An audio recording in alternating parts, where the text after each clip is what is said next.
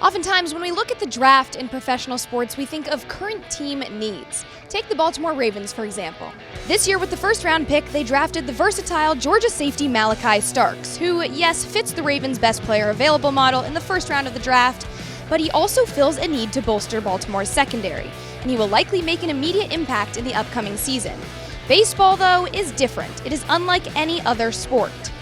The MLB draft allows teams to pick from several different pools of players. You have your high school hitters, which is what this draft class is full of. You have the college hitters, which we know Baltimore tends to like, and you also have your high school and college arms. You could say that right now a current need for the Orioles is pitching, but these players drafted won't become big league contributors for at least a year or so, just given how crucial the development process is in this sport.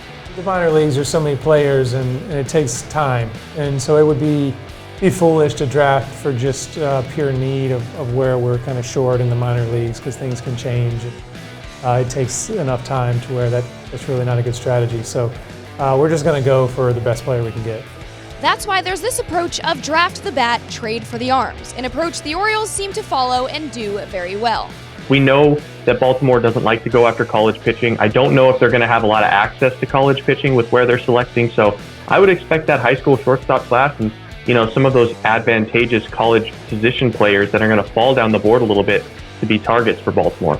The draft picks are opportunities to bring really good players into the organization. And yeah, you may keep them and draft them and develop them, and that may take 2 or 3 years. You may trade them that winter, and that can impact the team. So this is just, hopefully, we're going to see what we do with the pick.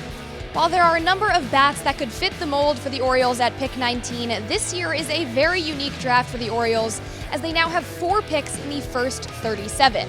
Michael Elias was asked on Thursday just how likely it is for them to draft a pitcher in the early stages. We're going to line up the board based on how we think the talent is, and we'll take in that regard, but we definitely want to get some pitching in this draft.